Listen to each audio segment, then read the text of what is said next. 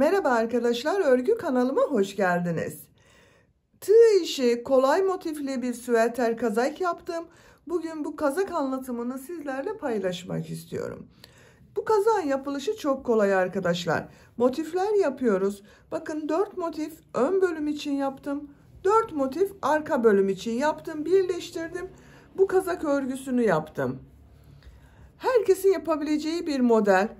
Ben bugün bu kazak anlatımını 3-6 ay arası bir bebek ölçüsüne göre yapıyorum.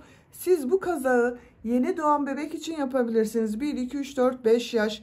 Her yaş çocuklarınız için yapabilirsiniz. Yetişkinler için de uygun bir model. Kız ve erkek bebekler için de uygun arkadaşlar. Hem kızlara hem erkek çocuklarınıza yapabilirsiniz. Genişliğini ölçüyorum. Bakın buradan. Gövde genişliği 25 santimetre gövde genişliği var. Siz bu kazağı daha küçük yapmak istiyorsanız, yeni doğan için yapmak istiyorsanız, bu motif sırasını bir sıra eksik yaparsanız yeni doğan bebek için olur arkadaşlar. Bu motif sırasını, her motifi bir sıra fazla yaparsanız 1, 2, 3 yaş arası çocuklarınız için olur. Kazak örgüsünde iplik olarak beyaz renkliyi çok kullandım bakın arkadaşlar. Bir yumak iplikten bu kaldı. Bu renk bir yeşil iplik kullandım.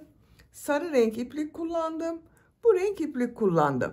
Ben bugün bu renk iplikleri kullandım. Bu kazak örgüsünü yaptım. Siz tercihinize göre her marka iplik ve renkleri kullanarak bu kazak örgüsünü yapabilirsiniz. Dediğim gibi kız ve erkek çocuklarınız için uygun bir model. Tığ olarak 5 numara 3 milimetre tığ kullandım. Benim elim çok sıkı değil. Yaptığım örgüler yumuşak oluyor. Sizin eliniz sıkıysa 3,5-4 milimetre tığları kullanırsanız çok daha iyi olur arkadaşlar. Yaka örgüsünün buraya bakın çok güzel oldu. İpliği tığ hazırlayalım. Hep birlikte bu kolay kazak örgüsüne başlayalım. Örgü kanalıma abone değilseniz abone olmayı unutmayın lütfen. Örgü kanalıma abone olmak ücretsiz. Hepinize kolay gelsin. İyi çalışmalar. Sihirli halkayı bilmeyen arkadaşlar için gösteriyorum. Bakın şu şekilde ipliği tutuyorum. Parmağımın üzerine doladım. Parmağımın üzerinde olan bu halka oldu bakın. Buna tığ takıyorum. İplik aldım. Çektim. Bu halkayı parmağımdan çıkarıyorum. Zincir yaptım, sağlamlaştırdım. 2 zincir yapıyorum. Tığ üzerine iplik alıyorum. Sihirli halka içine 16 trabzan yapıyorum.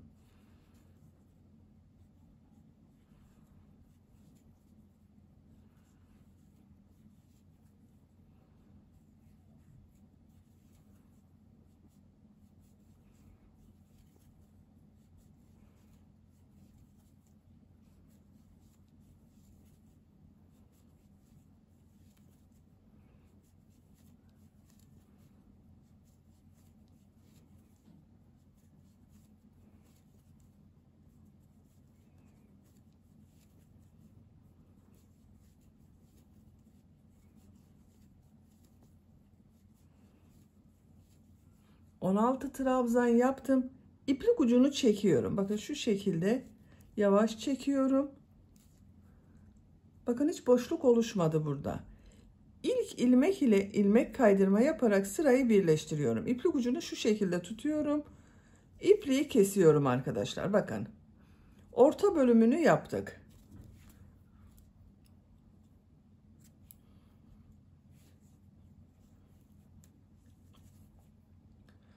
Sarı renkli iplik ile devam ediyorum. Herhangi bir ilmekten başlayabilirsiniz. Bakın şu ilmekten başlıyorum. İlmek yapıyorum.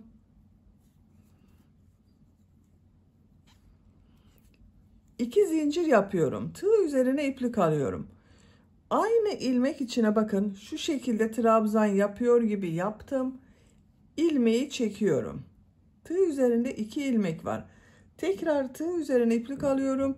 Aynı ilmeğe tığ takıyorum. İplik aldım. Tığ üzerinde 4 ilmek var. İkisini içinden çekiyorum. 3 ilmek kaldı bakın. Üçünü birlikte çekiyorum. Bir zincir yapıyorum. İkinci ilmeğe de aynı şekilde model yapıyorum. Elimi takip ederseniz daha iyi anlaşılır.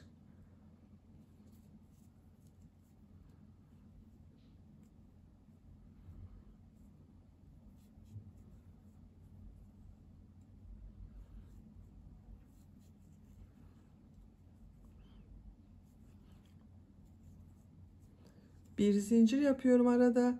Tekrar model yapıyorum.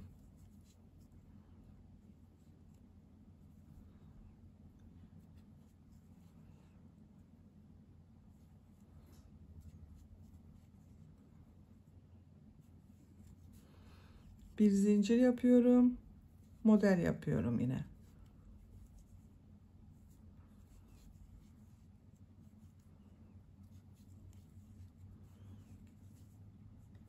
Bir zincir yapıyorum. Model yapmaya devam ediyorum. Bakın bu şekilde modeller oluyor. 16 model olacak arkadaşlar. Sıra sonuna kadar devam edelim. Sıra sonuna kadar modelleri yaptım. Bir zincir yapıyorum. İlk yaptığım model ile ilmek kaydırma yaparak birleştiriyorum. İpliği kesiyorum.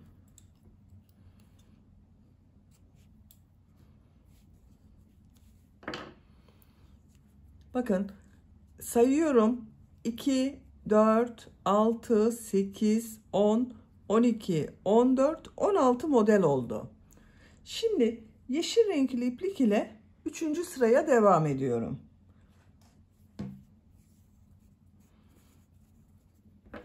Yine herhangi bir ilmekten başlayabiliriz. Bakın bu model ortasında yaptığım boşluklar var. Bir zincir yaptım. Bundan bir ilmek yapıyorum. 2 zincir yapıyorum. Tığ üzerine iplik alıyorum. Bu modellerin aynısını yapacağız arkadaşlar. Bakın aynı modeli yapıyorum.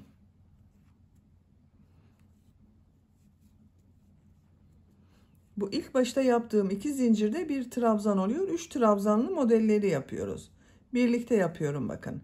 2 zincir yapıyorum. Bu sırada arada 2 zincir yapıyoruz.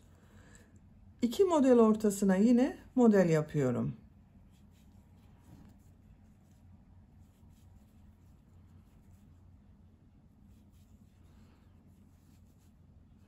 İki zincir yapıyorum.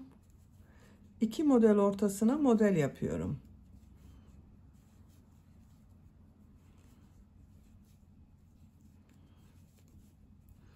İki zincir yapıyorum. 2 model ortasına model yapıyorum. İplik ucunu da içinde tutuyorum, bakın kaybediyoruz.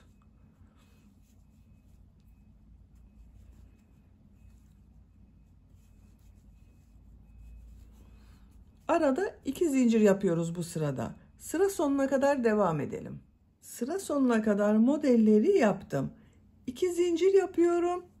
İlk yaptığım model ile bakın bu ilmek ile ilmek kaydırma yaparak birleştiriyorum. İpliği kesiyorum.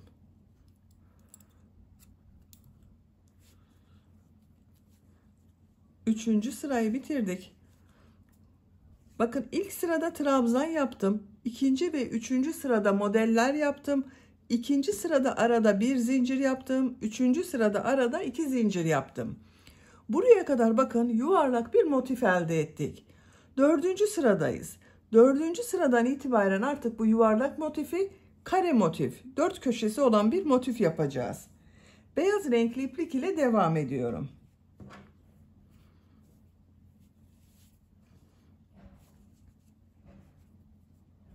Herhangi bir model ortasından şu şekilde bir ilmek yapıyorum. 3 zincir yapıyorum. Köşeleri 4 köşe yapacağız. Köşeleri üçlü trabzan yapacağız. Arada yaptığım modelleri ikili trabzan yapıyorum. Bu ilk başta yaptığım üst zincirde bir üçlü trabzan oluyor. Bakın tığ üzerine bir defa iplik alıyorum. Aynı zincir üzerine 2 üçlü trabzan yapıyorum. 3 defa da çıkarıyorum bakın.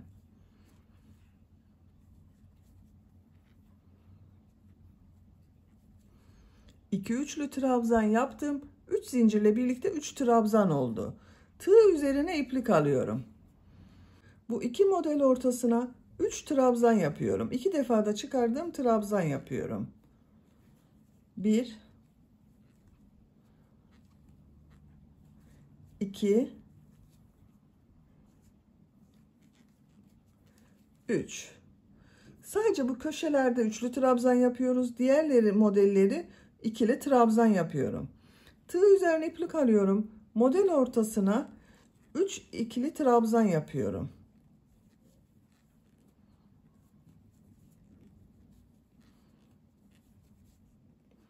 Tekrar tığ üzerine iplik alıyorum. Bakın 3. trabzan grubunu yapıyoruz. 3 trabzan yapıyorum.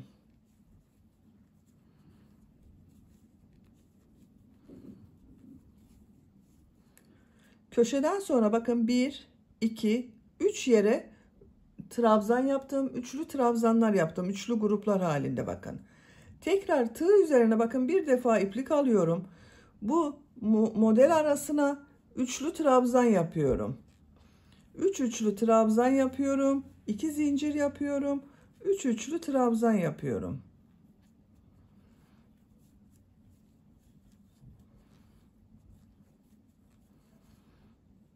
Bakın 3 üçlü trabzan yaptım. 2 zincir yapıyorum. 3 üçlü trabzan yapıyorum.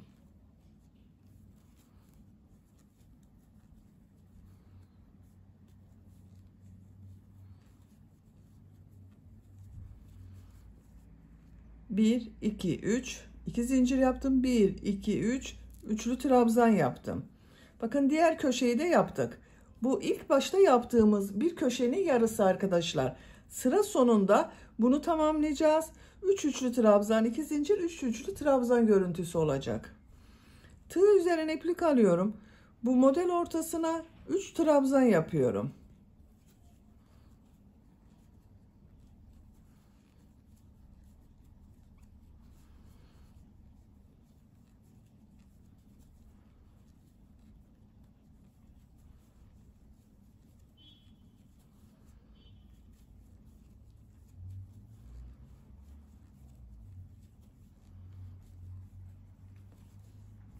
Bir, iki, üç tane bakın üçlü modelden yaptım. Tığ üzerine iplik alıyorum. Üçüncü köşeyi yapıyoruz. 3 üçlü trabzan, 2 zincir, 3 üçlü trabzan yapıyorum.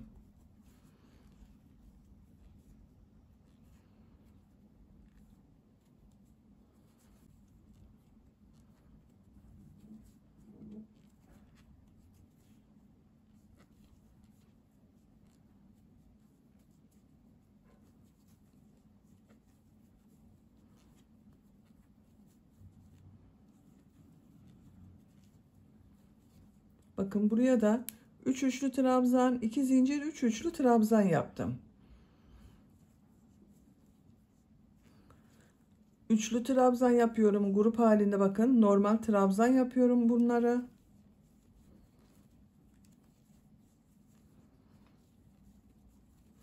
Üç yerde 3 trabzan yapıyoruz. Köşelerde 3 üçlü trabzan yapıyoruz.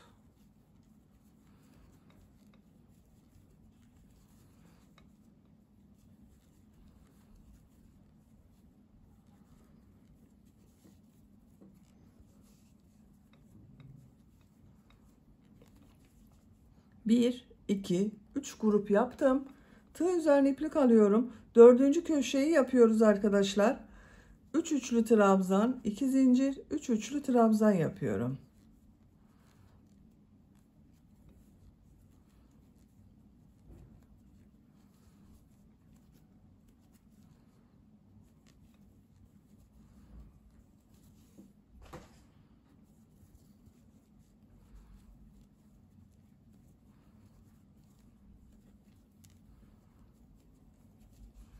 Bakın bu köşeyi de yaptım. Bu 3 yere 3 tane trabzan yapıyorum.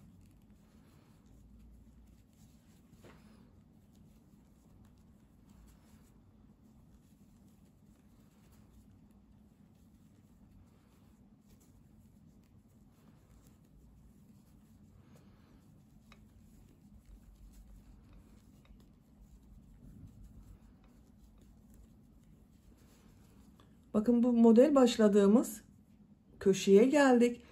İlk başta üçlü trabzan yaptım. 3 tane tığ üzerine iplik alıyorum. Buraya 3 üçlü trabzan yapıyorum.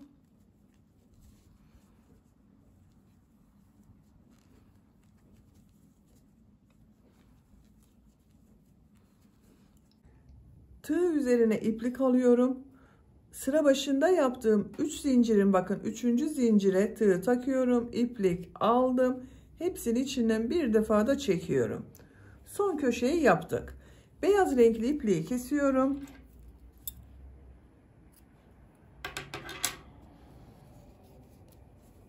Bakın arkadaşlar, yuvarlak motifi kare motif yaptık bu sırada. 4 köşe oluştu bak. 1, 2, 3, 4. Bakın 4 köşe oluşturduk. Şimdi sarı renkli iplik ile devam ediyorum. Herhangi bir köşeden başlayabilirsiniz. Bakın bu köşeden başlıyorum. İlmek yaptım. 3 zincir yapıyorum.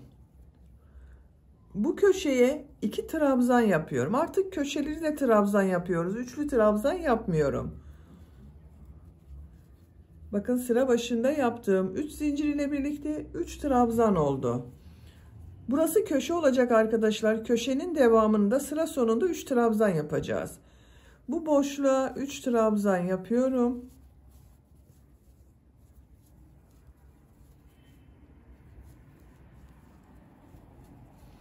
Boşluklara 3 trabzan yapıyoruz.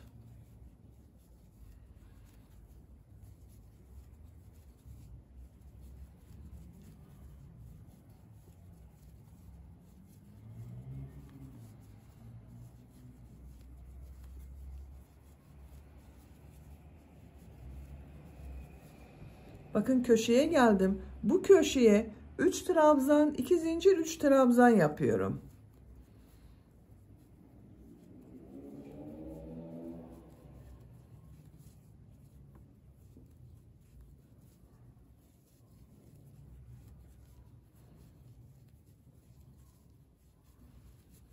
Üç trabzan, 2 zincir, 3 trabzan yaptım. Bakın köşeden sonra 1, 2, 3, 4 yerde 3 trabzan yaptık.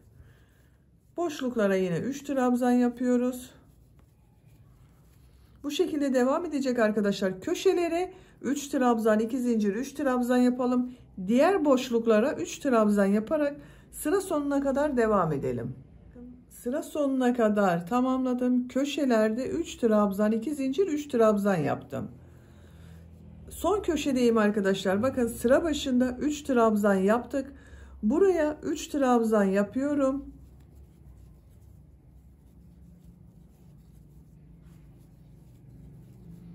Tığ üzerine iplik alıyorum. Burada 3 zincir yaptım. 3. zincire tığ takıyorum. İlmek aldım. Hepsini içinden çekiyorum. İpliği kesiyorum.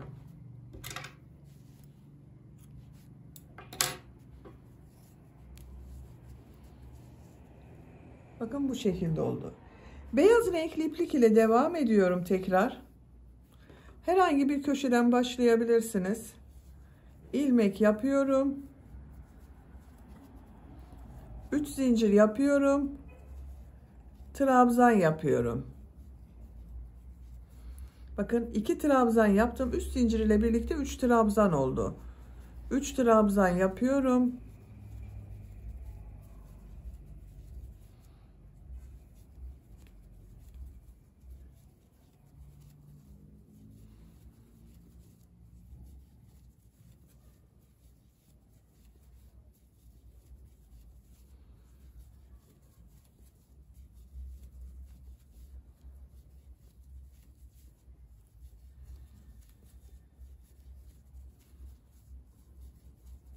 Bakın köşeye kadar tamamladım.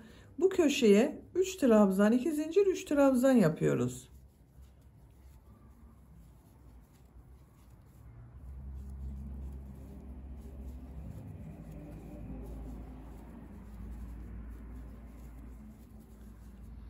Üç trabzan yapıyorum.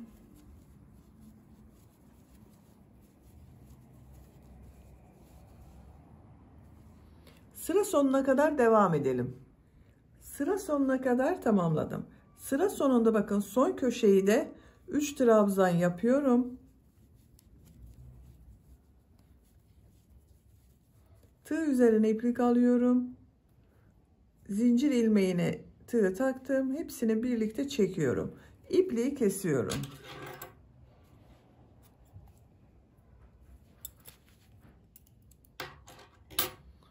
Bakın motif örgüsünün birini bitirdim.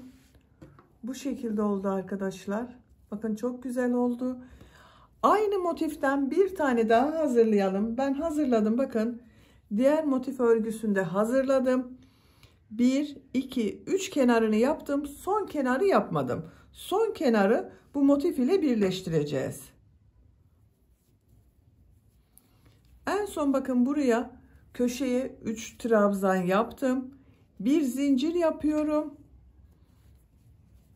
Diğer motifin köşe zinciri var, bakın burada. İplik alıyorum, ilmek kaydırma yapıyorum, bir zincir yapıyorum. Buraya 3 trabzan yapıyorum.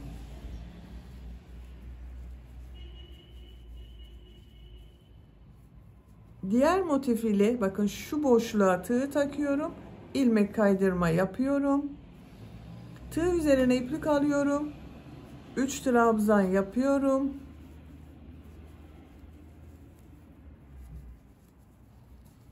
Diğer motif ile ilmek kaydırma yaparak birleştiriyorum. 3 trabzan yapıyorum.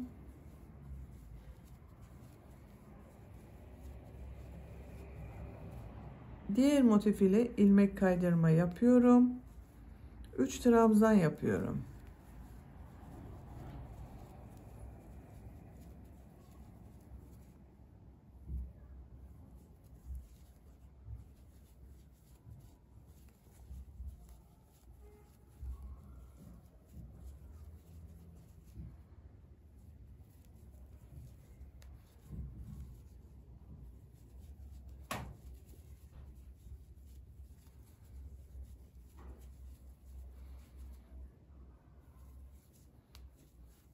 Bakın köşeye geldim. Bu köşeye 3 trabzan yapıyorum.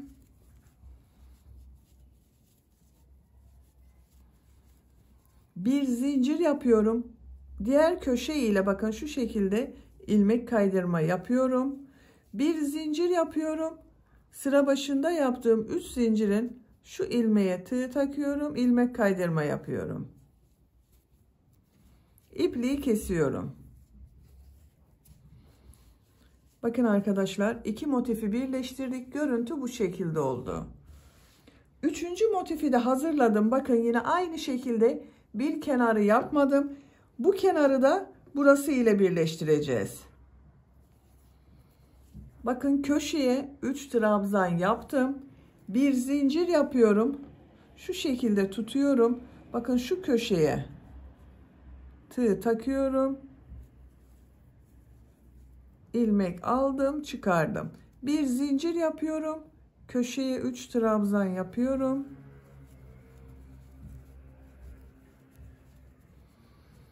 Motif ile birleştiriyorum. Bakın şöyle düzgün gelmesine dikkat edelim arkadaşlar. Şu şekilde birleştiriyoruz. 3 trabzan yapıyorum.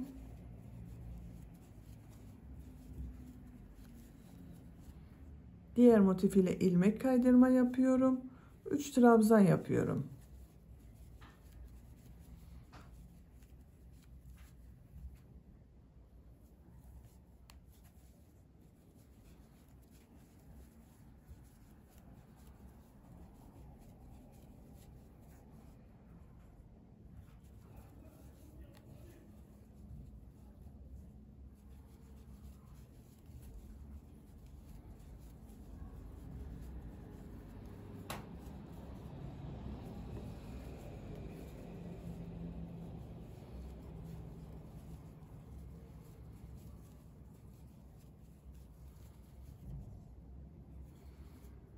Bakın köşeye geldim yine. Buraya 3 trabzan yapıyorum.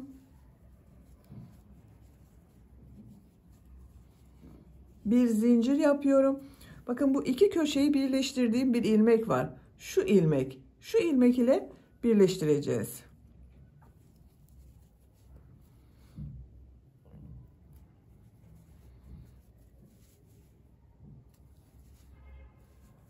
Bir zincir yapıyorum. Sıra başında yaptığım 3 zincir ilmeği ile ilmek kaydırma yaparak birleştiriyorum. İpliği kesiyorum. Bakın 3 köşeyi burada birleştirdik. Dördüncü motifi de hazırladım. Bakın bu şekilde dördüncü motifin iki kenarını boş bıraktım. Bakın. Bunu da şu şekilde birleştireceğiz arkadaşlar. Bir kenarı burası ile birleşiyor. Bir kenarı bu motif ile birleşiyor. Köşeye yine 3 trabzan yaptım. Bir zincir yapıyorum. Bakın şu şekilde yerleştiriyorum. Bu köşe ile birleştiriyorum.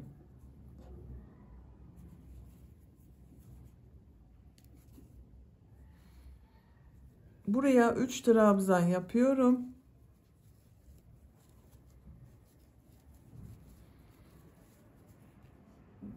Motif ile ilmek kaydırma yapıyorum. 3 trabzan yapıyorum.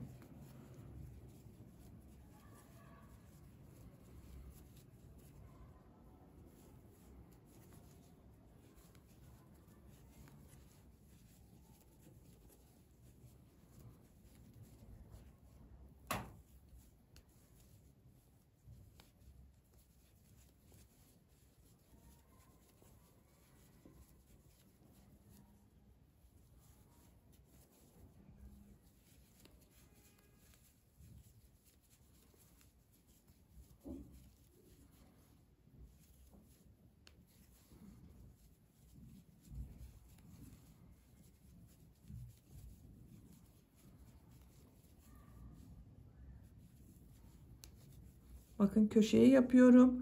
Köşeye 3 trabzan yapıyorum. Bir zincir yapıyorum. Burada 3 köşeyi birleştirdiğim bir ilmek oluştu. Bakın burada. Bu ilmek ile birleştiriyorum. Bir zincir yapıyorum. Köşeye 3 trabzan yapıyorum.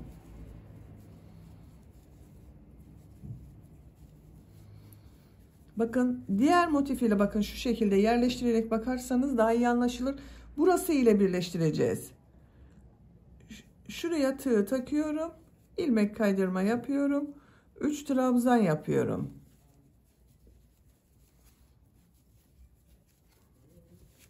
Bakın 4 köşeyi birleştirdik arkadaşlar. Sıra sonuna kadar devam edelim. Köşeye kadar birleştirmeyi tamamladım. Bu köşeye 3 trabzan yapıyorum.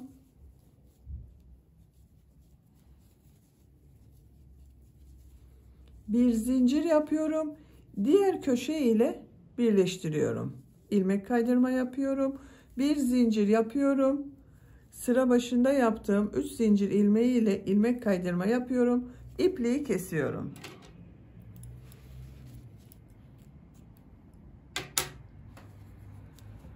Bakın arkadaşlar 4 motifi birleştirdik. Bu şekilde oldu. Bakın çok güzel oldu. Şimdi bunun çevresinden bir sıra bu 3 trabzan yaptığımız gibi yapıyoruz.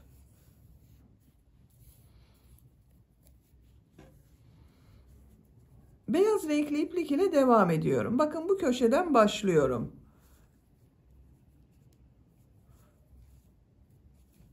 İlmek yaptım, sağlamlaştırdım. 2 zincir yapıyorum. Buraya 2 trabzan yapıyorum. Bu sıra başında yaptığım 2 zincir ile birlikte 3 trabzan oldu.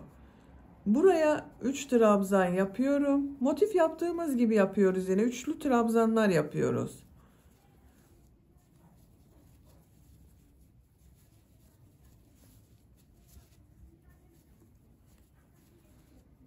Bütün boşluklara 3 trabzan yapıyorum.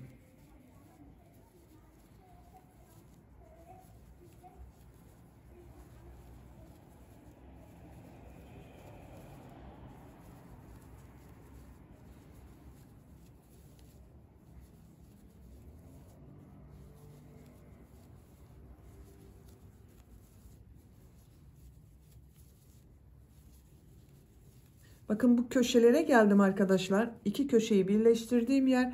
Buraya 3 trabzan yapıyorum. Buraya 3 trabzan yapıyorum. Bakın köşelere 3 trabzan yaptım. Diğerlerine devam ediyorum. Köşeye kadar devam edelim. Köşeye kadar bakın tamamladım. Bu köşeye 3 trabzan, 2 zincir, 3 trabzan yapıyorum. Aynı bir motif yapıyor gibi daha büyük bir motif oluşturuyoruz. 3 trabzan, 2 zincir, 3 trabzan yapıyorum.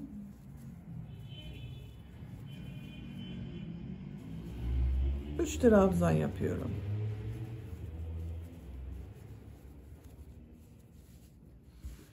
Buraya da 3 trabzan, 2 zincir, 3 trabzan yapalım. Buraya kadar devam edelim. Buraya kadar tamamladım. Bakın köşelerde 3 trabzan, 2 zincir, 3 trabzan yaptım. Buraya 3 trabzan yapıyorum.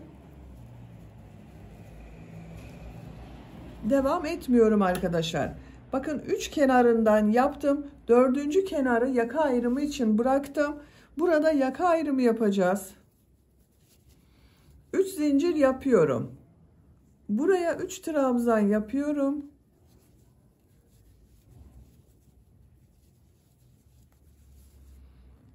Buraya 3 trabzan yapıyorum.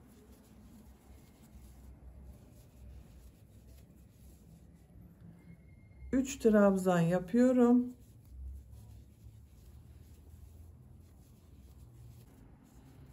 Bir, iki, üç yerde bakın 3 trabzan yaptım. Buraya bir trabzan yapıyorum. Örgüyü çeviriyorum.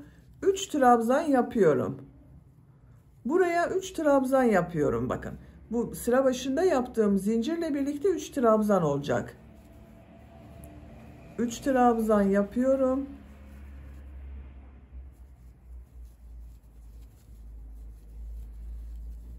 3 trabzan yapıyorum. Bakın sıra sonunda 3 trabzan yapıyorum. 3 zincir yapıyorum. Örgüyü çeviriyorum. Bakın bu 3 trabzan atlıyorum. Buraya 3 trabzan yapıyorum. 3 trabzan yapıyorum.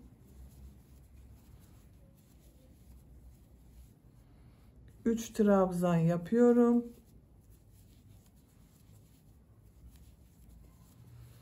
Bakın bu sırada 3 zincir yaptığım bir zincir var. Bu zincire trabzan yapıyorum. Son zincir üzerindeki bulunan ilmeğe trabzan yapıyorum. 3 zincir yapıyorum. Örgüyü çeviriyorum. Buraya 3 trabzan yapıyorum. Bakın 3 zincirde bir trabzan. 2 trabzan yaptım. 3 trabzan oldu. 3 trabzan yapıyorum.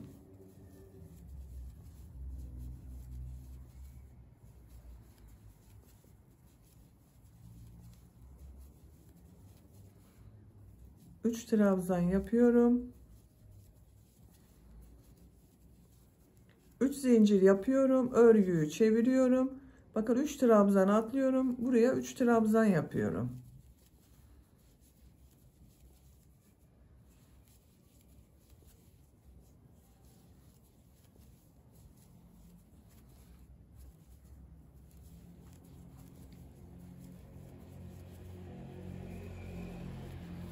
Sıra sonunda bakın 3. zincire bir trabzan yapıyorum arkadaşlar.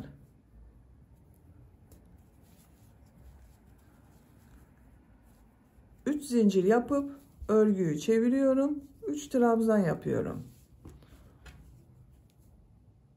Birkaç sıra bu şekilde devam edelim. Yaka bölümü yapacağım ölçü için tamamladım. 1, 2, 3, 4, 5, 6, 7, 8, 9 sıra yaptım. İpliği kesiyorum.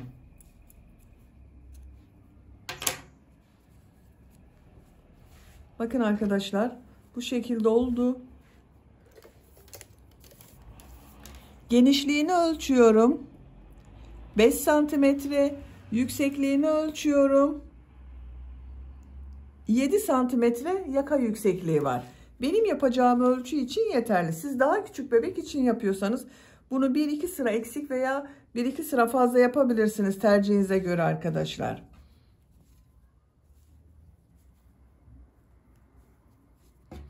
Şimdi diğer yaka bölümünü yapalım. Bakın buraya bunun aynısını yapacağız. Nereden başlayacağıma bakıyorum. Bakın buradan sayıyorum. Şu orta noktadan sayıyorum. 1, 2, 3, 4 motif sonra boşluğa trabzan yaptım. Buradan da sayıyorum. 1, 2, 3, 4. Bu boşluktan ilmek yapıyorum. 3 zincir yapıyorum. Tığ üzerine iplik alıyorum. Bu boşluğa bakın.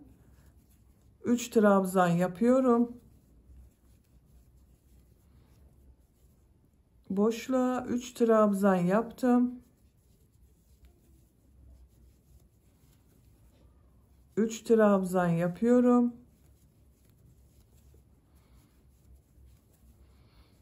Tığ üzerine iplik alıyorum. Sıra sonunda bakın burada 3 zincir yaptım. Bu 3. zincire trabzan yapıyorum. Bakın iki tarafın aynı olması gerekiyor arkadaşlar. Burada da bakın sıra başında boşluk var. Sıra sonunda boşluk var. Ortada 1, 2, 3 yerde 3 trabzan yaptım. Bakın bu da aynı oldu. 3 zincir yapıyorum. Örgüyü çeviriyorum. Bu ilk boşluğa 2 trabzan yapıyorum. 3 zincir ile birlikte 3 trabzan oldu. 3 trabzan yapıyorum.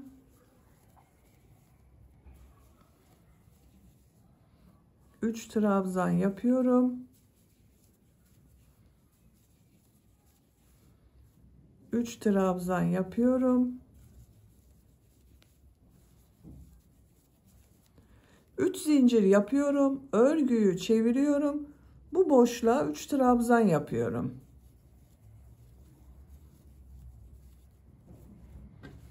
Bakın burası yaka boşluğu olacak arkadaşlar. Bu yaka örgüsünü kaç sıra yaptıysanız bunu da aynı şekilde tamamlayalım. Yaka örgüsünü tamamladım. 1, 2, 3, 4, 5, 6, 7, 8, 9 sıra yaptım. İpliği kestim. Bakın bu yaka örgüsünde 9 sıra yaptım. Bunu da 9 sıra yaptım. Ön bölüm örgüsünü bitirdim. Bakın bu şekilde oldu. Arka bölümü yapacağız arkadaşlar. Arka bölümü yine 4 motif yapıyoruz, birleştiriyoruz. Bakın ben hazırladım arka bölümü de. 4 motif yaptım, birleştirdim. Çevresinden bir sıra 3 trabzan yaptım. Model sırasını yaptım. 4 kenarında yaptım arkadaşlar. Bakın bunda 3 kenarı yaptık. 4. kenarda yaka örgüsü yaptım. Bu arka bölümde 4 kenarında yaptım. En son bakın bu köşeye 3 trabzan yaptım. Tığ üzerine iplik alıyorum. Buradaki zincir üzerine bir trabzan yapıyorum. Arka bölüm örgüsüne bu 3 trabzan model olarak devam ediyorum bakın. 3 zincir yapıyorum. Örgüyü çeviriyorum. Bu ilk boşluğa 2 trabzan yapıyorum. Bu boşluğa 3 trabzan yapıyorum. Bakın sıra başında yaptığım bu 3 zincirde bir trabzan oluyor. Sıra sonuna kadar devam edelim. Sıra sonuna kadar tamamladım. Bu boşluğa da 3 trabzan yapıyorum. Bakın bir sıra yaptım. 3 zincir yapıyorum. Örgüyü çeviriyorum. Boşluklara yine 3 trabzan yapıyorum.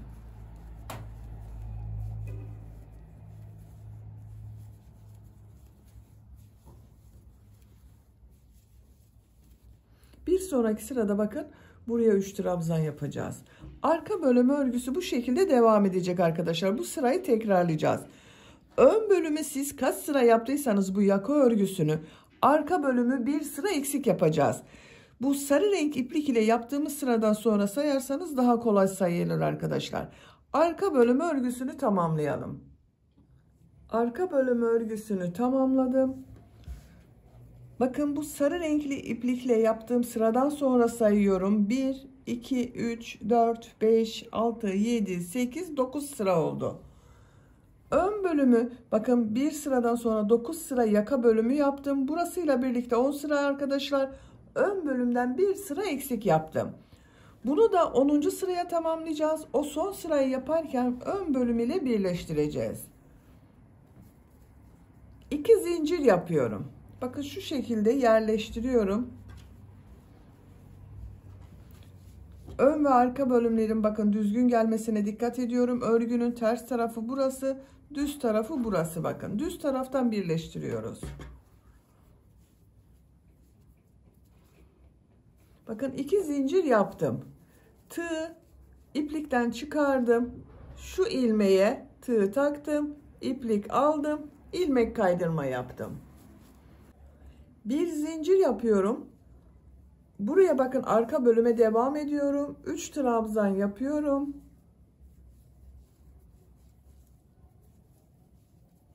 Motifleri birleştirdiğimiz gibi bakın burayı birleştireceğiz. Bu ilmeğe bakın boşluğa tığ takıyorum. İlmek kaydırma yapıyorum. 3 trabzan yapıyorum.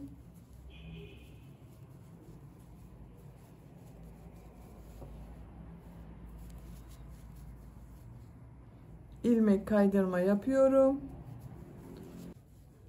3 trabzan yapıyorum.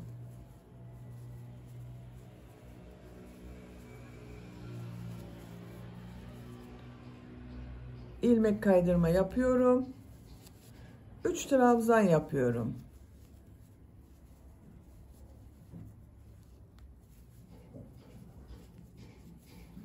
Arka bölümde devam ediyorum. Bakın 3 trabzan yapmaya. Ön bölümü birleştirdik. Bakın ön ve arka bölümü burada birleştirdik. Görüntüsü bu şekilde oldu.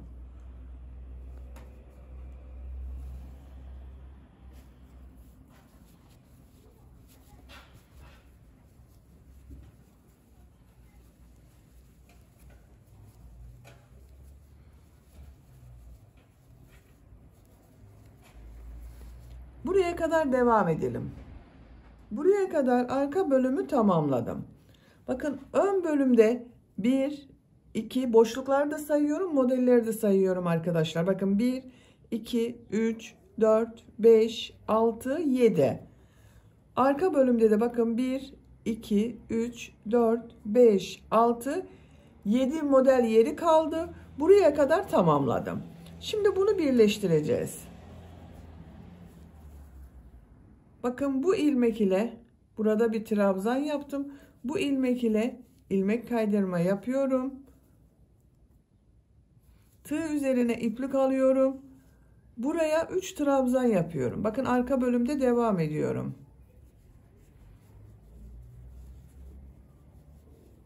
Üç trabzan yaptım.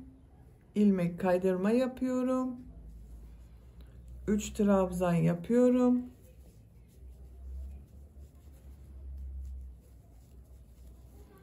İlmek kaydırma yapıyorum. 3 trabzan yapıyorum.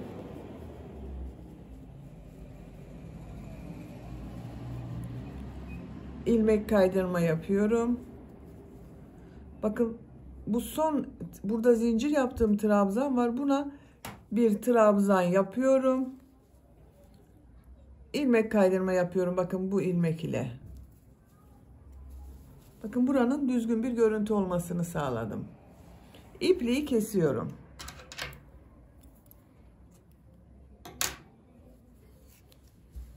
Bakın arkadaşlar, yaka bölümünün örgüsü bu şekilde oldu. Çok güzel oldu.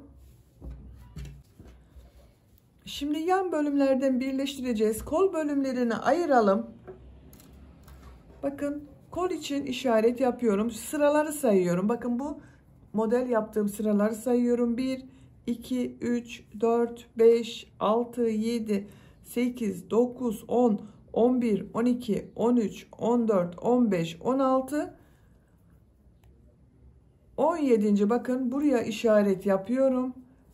Arka bölümden de aynı şekilde yapıyorum. Bakın 2, 4, 6, 8, 10, 12, 14, 16, 17. Bakın bu boşluğa işaret yapıyorum. Diğer tarafta da arkadaşlar bakın bu birleştirme yaptığım yerden sayıyorum.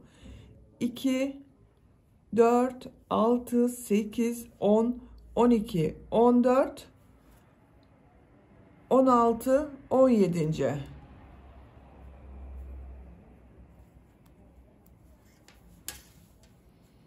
İki, 4, 6, 8, 10, 12, 14, 16, 17. Bakın işaret yapıyorum. Şimdi bunları birleştireceğiz. Birleştirme yaparken bakın ilk önce şuradan başlıyorum. Beyaz renkli iplik ile başlıyorum. Bu işaret yaptığım boşluktan ilmek yapıyorum. 3 zincir yapıyorum. Trabzan yapıyorum. Bakın 3 zincir ile birlikte 3 trabzan oldu. Buraya 3 trabzan yapıyorum. 3 trabzan yapıyorum. Sıra sonuna kadar devam edelim. Sıra sonuna kadar tamamladım. Bakın köşeye geldim. Buraya 3 trabzan yapıyorum.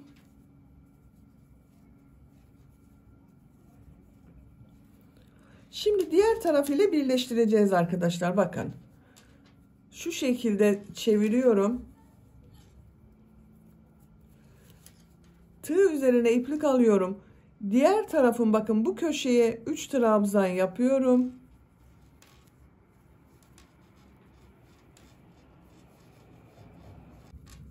Üç trabzan yaptım. Şimdi burada yaptığım sıra ile birleştiriyorum arkadaşlar. Bakın bu ilk boşluğa ilmek kaydırma yapıyorum. Tığ üzerine iplik alıyorum. Bu boşluğa 3 trabzan yapıyorum.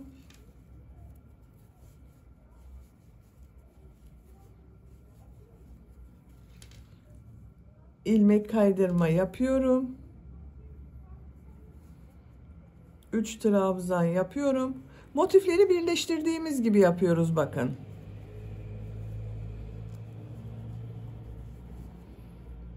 İlmek kaydırma yapıyorum. 3 trabzan yapıyorum. Birleştirme yaptığım yerin görüntüsü bu şekilde. Bu işaret yaptığım yere kadar devam edelim. İşaret yaptığım yere kadar birleştirdim. Bakın birleştirdiğim yerin görüntüsü bu şekilde. Bu işaret yaptığım boşluğa 3 trabzan yapıyorum.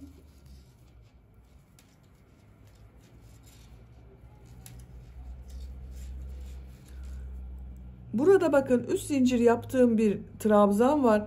Bu ilmeğe tığ takıyorum. İlmek kaydırma yapıyorum. Bitiriyorum arkadaşlar. Bakın yan bölümü birleştirdik. Kol çevresinde bir sıra sık iğne yapıyorum. Bakın ilk ilmeğe sık iğne yapıyorum. Sık iğne yapıyorum. Gördüğüm bütün ilmeklere sık iğne yapıyorum. Kol çevresinin daha düzgün olması için sık iğne sırası yapıyorum. Kol çevresinde sık iğne yaparak sıra sonuna kadar devam edelim. Sık iğne yaparak sıra sonuna kadar tamamladım. İlk ilmek ile ilmek kaydırma yaparak birleştiriyorum. İpliği kesiyorum.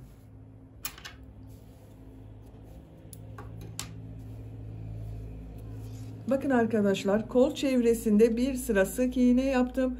Düzgün bir görüntü elde ettim. Diğer tarafı da aynı şekilde hazırladım. Bakın burada yaptığım gibi çevresinden 2 sıra yaptım.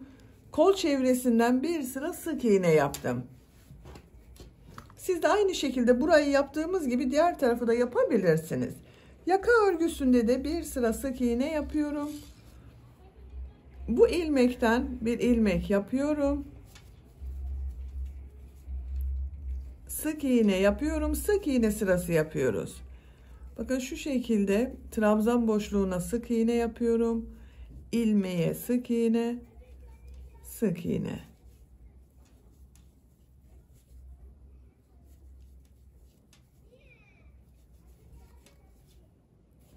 Yaka çevresinde sık iğne yaparak sıra sonuna kadar devam edelim. Sıra sonuna kadar tamamladım. İlk ilmek ile ilmek kaydırma yaparak birleştiriyorum. İpliği kesiyorum. Bakın yaka çevresinde bir sıra sık iğne yaptım. Düzgün bir görüntü elde ettim. Şimdi buradan başlıyorum arkadaşlar.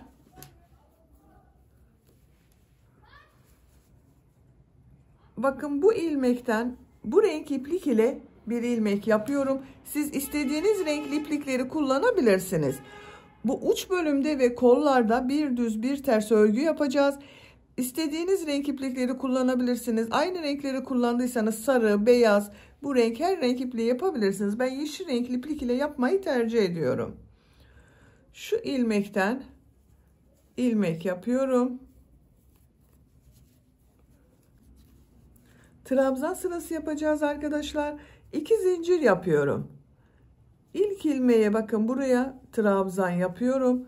Bu motif çevresinden bakın trabzan yaptığım sırayı yapıyorum. Şuraya yine bir trabzan yapıyorum. İlmekler üzerine trabzan yapıyorum. Her ilmek üzerine bir trabzan yapıyorum.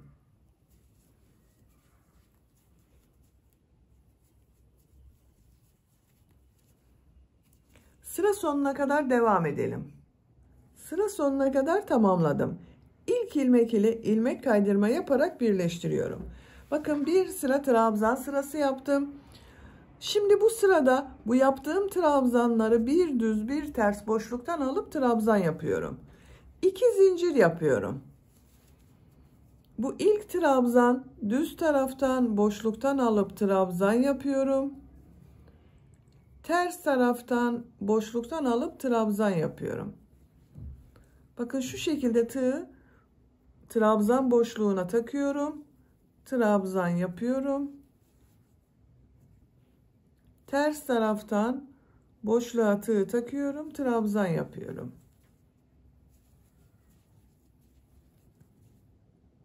Sıra sonuna kadar devam edelim. Sıra sonuna kadar tamamladım. Son trabzan, düz taraftan boşluktan aldım, trabzan yaptım. İlk ilmek ile ilmek kaydırma yaparak birleştiriyorum. Bu sırada bir düz bir ters boşluktan aldım, trabzan yaptım. Görüntü bu şekilde oldu. Bu sırada bu yaptığım trabzanları nasıl görüyorsam o yönde boşluktan alıp trabzan yapıyorum. 2 zincir yapıyorum. Bakın düz tarafta görüyorum. Düz taraftan boşluktan alıp trabzan yapıyorum. Ters tarafta görüyorum. Ters taraftan boşluktan alıyorum, trabzan yapıyorum.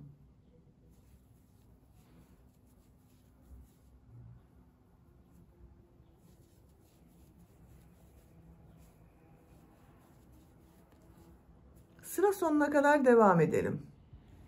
Sıra sonuna kadar tamamladım. İlk ilmek ile ilmek kaydırma yaparak birleştiriyorum. Bir sıra trabzan sırası yaptım. 2 sıra bir düz bir ters örgü yaptım. Bakın görüntü bu şekilde oldu. Siz bunu yeni doğan bebek için yapıyorsanız burada ipliği kesebilirsiniz arkadaşlar. Bir sıra daha bir düz bir ters örgü yapıyorum. 2 zincir yapıyorum. Nasıl görüyorsam o yönde boşluktan alıp trabzan yapıyorum.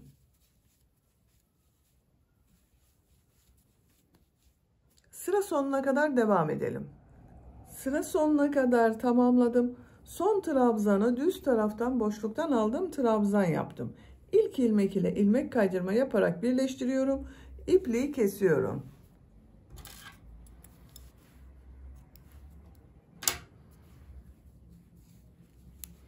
Bakın arkadaşlar, görüntüsü bu şekilde oldu. Bir sıra trabzan sırası yaptım. 3 sıra bir düz bir ters örgü yaptım. Bu benim için yeterli. Siz daha büyük çocuk için veya yetişkin için yapıyorsanız 1-2 sıra devam edebilirsiniz. Şimdi kol ucunu yapalım. Kolda da burada yaptığım gibi bir düz bir ters örgüler yapıyorum. Bu ilmekten başlıyorum. İlk önce trabzan sırası yapıyoruz. 2 zincir yapıyorum. Her ilmek üzerine bir trabzan yapıyorum.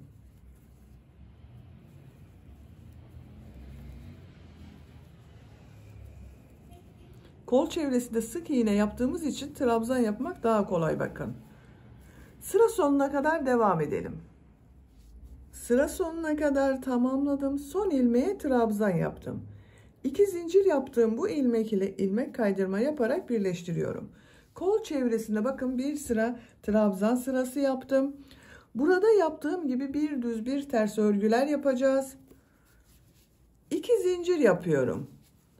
İlk trabzan düz taraftan boşluktan alıp trabzan yapıyorum. Ters taraftan boşluktan alıp trabzan yapıyorum. Bir düz bir ters boşluktan alarak trabzan yapıyoruz. Sıra sonuna kadar devam edelim. Sıra sonuna kadar tamamladım. Son trabzan, düz taraftan boşluktan aldım, trabzan yaptım. İlk ilmek ile ilmek kaydırma yaparak birleştiriyorum. Sıra başında yaptığım bakın 2 zincir ters tarafta görünen trabzan oldu. Kol örgüsünün görüntüsü bu şekilde oldu. Bir sıra daha bir düz bir ters örgüler yapıyorum. 2 zincir yapıyorum. Nasıl görüyorsam o şekilde boşluktan alıp trabzan yapıyorum.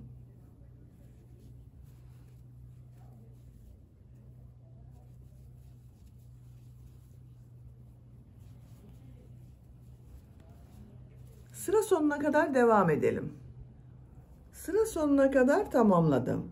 İlk ilmek ile ilmek kaydırma yaparak birleştiriyorum. İpliği kesiyorum. Bakın bir sıra trabzan sırası yaptım. 2 sıra bir düz bir ters örgü yaptım. Görüntü bu şekilde oldu.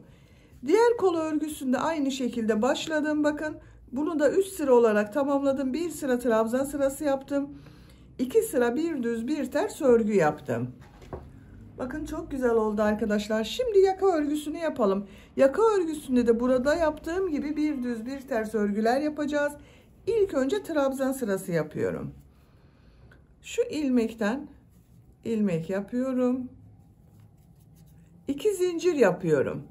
Her ilmek üzerine bir trabzan yapıyorum. Yaka çevresinde sık iğne yaptım. Bu sık iğneler üzerine trabzan sırası yapıyoruz.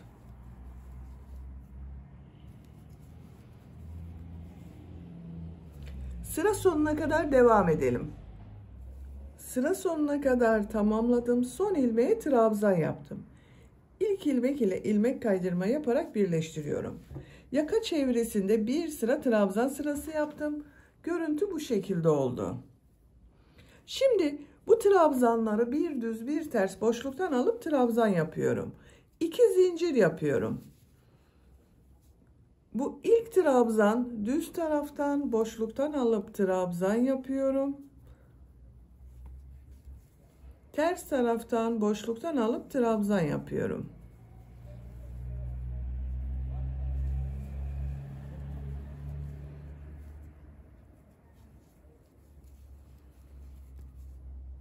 Sıra sonuna kadar devam edelim.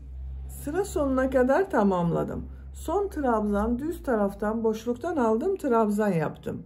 Bu ilk ilmek ile ilmek kaydırma yaparak birleştiriyorum. Sıra başında bakın düz taraftan boşluktan aldım, trabzan yaptım. Sıra sonunda da düz taraftan boşluktan aldım. Sıra başında yaptığım bu 2 zincir ters tarafta görünen trabzan oldu. İpliği kesiyorum.